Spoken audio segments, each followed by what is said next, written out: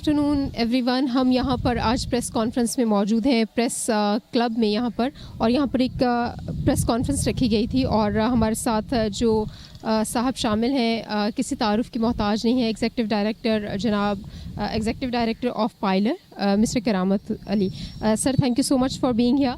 बहुत शुक्रिया आपका। सर, आज आप लोग जिस तरह से ये गुजरनाला और ये सारे मुतासरीन के लिए आवाज़ उठाने आए हैं, तो आप इस पर क्या कहना चाहेंगे? क्या आपको लगता है कि आवाज़ सुनी जाएगी?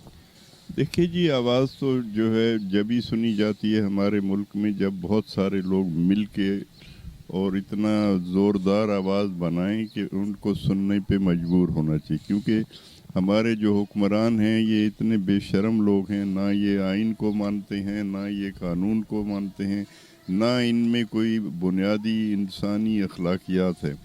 वरना ये कैसे हो सकता है कि आप बैठे बिठाए लोग जिन्होंने अपने घर खुद बनाए हैं, आपने नहीं बना के दिए हुए थे, उनको गिरा दें और बग़ैर कोई मुतबादिल चीज़ दिए हुए, कैसे कर सकते हैं आप?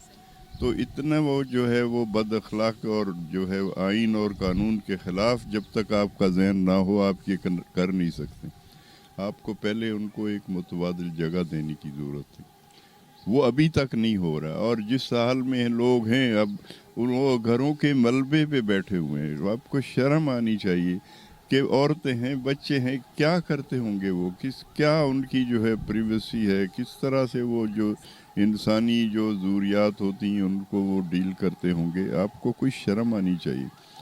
लेकिन ना सूबाई हुकूमत को ना वफाकी हुकूमत को, किसी को कोई परवाह नहीं है। आइन का आर्टिकल 38 है कि लोगों को रिहाइश बना के देना भी रियासत की जिम्मेदारी है, जिनके पर आपने उसके ख़िलाफ़ करते हुए सबकी तोड़ फोड़ करके लोगों को जो है बेघर कर दिया। और अब कितना अरसा हो गया है आपको तो मालूम है।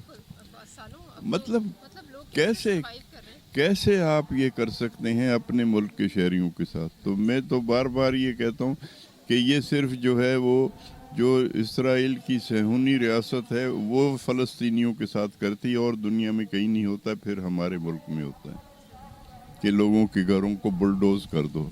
क्यों कर दो भाई? वो उनके आप जगह दूसरी दो, अगर वो जगह ठीक नहीं है। उनके मलबे को तोड़ने की क्या ज़रूरत है? वो ईंटें दोबारा भी काम आ सकती हैं। तो क्या तमाशा है ये? तो इसको बंद होना चाहिए और आइन पर अमल दरामद होना चाहिए और जल्द अज जल्द होना चाहिए। ये अब बारिशें होंगी तो ये बेचारे लोग क्या करेंगे, कहाँ जाएंगे ये? तो ये थोड़ी बातें हैं जो मीडिया में भी जो बहुत ज़्यादा उस पर तवज्जो नहीं है। अब ये असम्बली में बैठे हुए हैं लोग, भाई सब पूछो तो सही कि हो क्या रहा है जिन लोगों को आपने बेघर किया है, कोई पूछता नहीं। तो वो ज़रा अब मीडिया से मेरी गुजारिश है कि इन चीज़ों को थोड़ा सा ज़रा ज़ोर से उठाने की ज़रूरत है।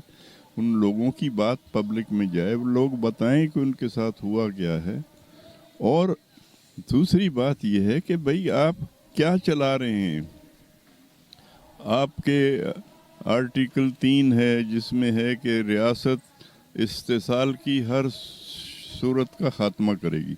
ये इससे बड़ा इस्तेसाल क्या है कि लोगों को बेघर करके जो है आप टीलों पे बिठा दें?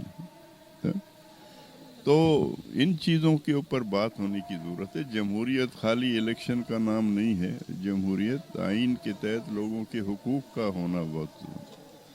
तो इस पे थोड़ी बात सबको करनी चाहिए। बहुत बुरा हाल है ये जिस तरह अब हो रहा है।